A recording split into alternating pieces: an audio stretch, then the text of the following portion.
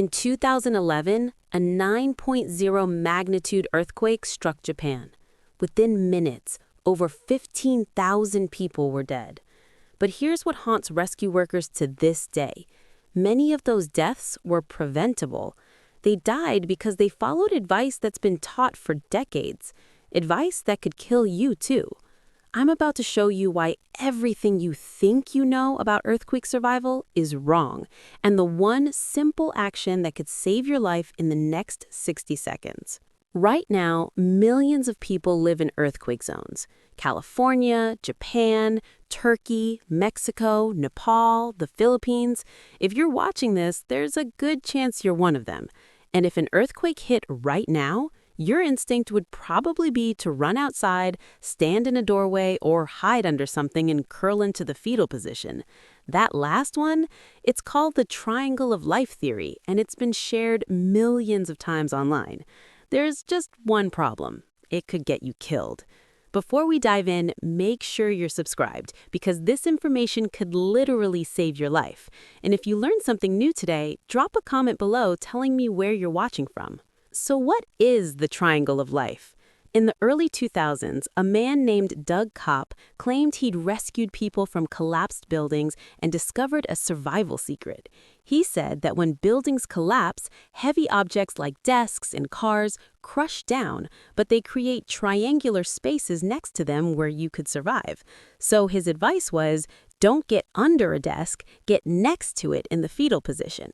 This went viral. Emails, Facebook posts, YouTube videos, millions of people believed it. There's just one massive problem. Almost every major earthquake safety organization in the world says this is wrong. The American Red Cross, FEMA, the US Geological Survey, and disaster response teams from Japan to New Zealand all reject this method. Here's why. Doug Kopp's theory was based on buildings that had already completely collapsed. We're talking catastrophic structural failure. But here's what actually happens in most earthquakes. Buildings don't fully collapse.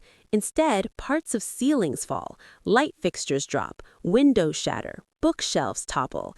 And if you're lying next to your desk in the fetal position when that happens, you're completely exposed. You're not protected from falling debris. You're a sitting duck. So if the triangle of life is wrong, what should you actually do? 3 words: drop, cover, hold on. This is the method backed by decades of research and real-world earthquake data.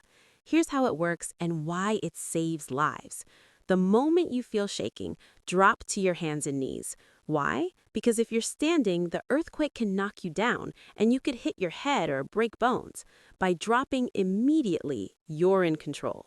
Next, take cover under a sturdy desk or table. Get your head and neck under it. If there's no desk nearby, get against an interior wall and cover your head and neck with your arms. Why does this work? Because in most earthquakes, the building doesn't fully collapse. What kills people is falling objects, light fixtures, ceiling tiles, glass, furniture. Being under something sturdy protects you from this debris. Finally, hold on. Grab the legs of the desk or table and move with it. Earthquakes can be violent enough to move furniture across the room. If your shelter moves, you move with it. Stay in this position until the shaking completely stops. This method has been proven in real earthquakes. In the 1989 Loma Prieta earthquake in California, people who dropped, covered, and held on had significantly lower injury rates.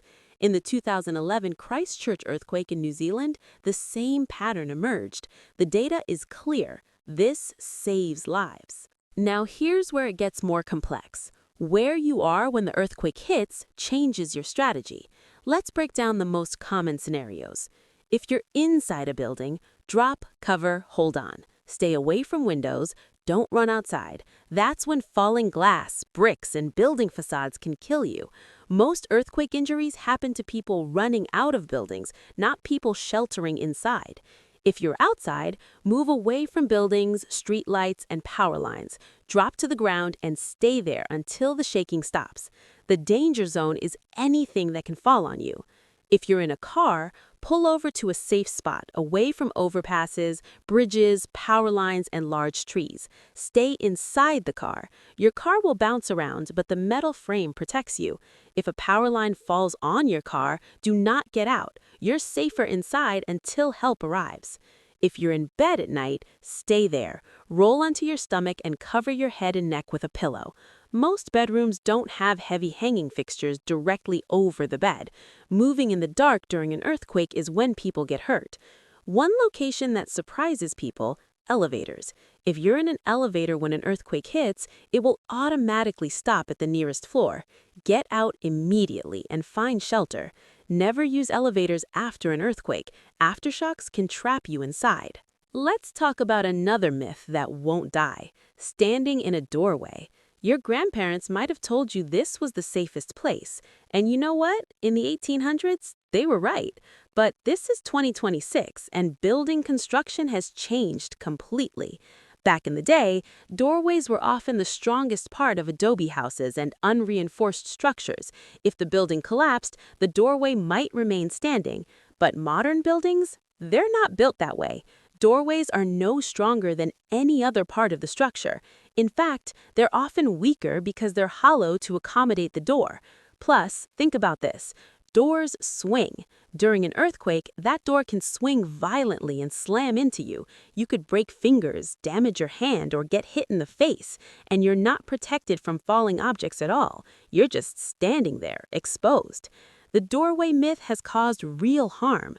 In the 1989 Loma Prieta earthquake, several people were injured specifically because they were standing in doorways when they should have been under desks. One man suffered a serious head injury from a door that swung into him. So let's put this myth to rest. Doorways are not safer. Drop, cover, hold on is always better. Okay, the shaking has stopped. You survived the main quake, but your danger isn't over. In fact, the next 10 minutes are when many people make fatal mistakes. Here's your survival checklist. First, stay put for at least 60 seconds. Aftershocks often hit within seconds or minutes of the main quake. These can be nearly as strong as the original one. Wait until you're absolutely sure the shaking has stopped. Second, check yourself for injuries. Adrenaline can mask pain. Look for bleeding, check your head, your limbs. If you're injured, try to treat it before moving. Third, if you're inside, assess the building. Look for structural damage, cracks in walls, sag in ceilings, gas leaks. If you smell gas, don't turn on lights or use electronics. A spark could cause an explosion. Get outside immediately.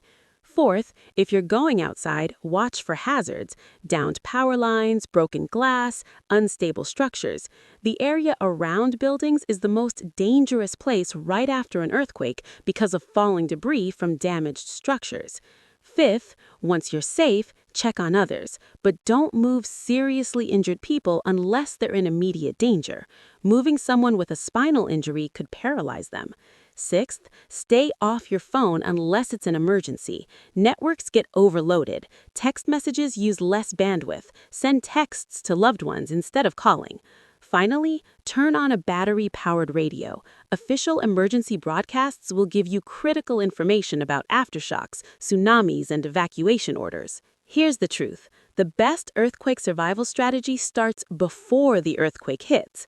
Let me give you the preparation steps that actually matter, not the overcomplicated stuff. Number 1, secure heavy furniture. Bookcases, TVs, water heaters. Use earthquake straps or L brackets to bolt them to walls.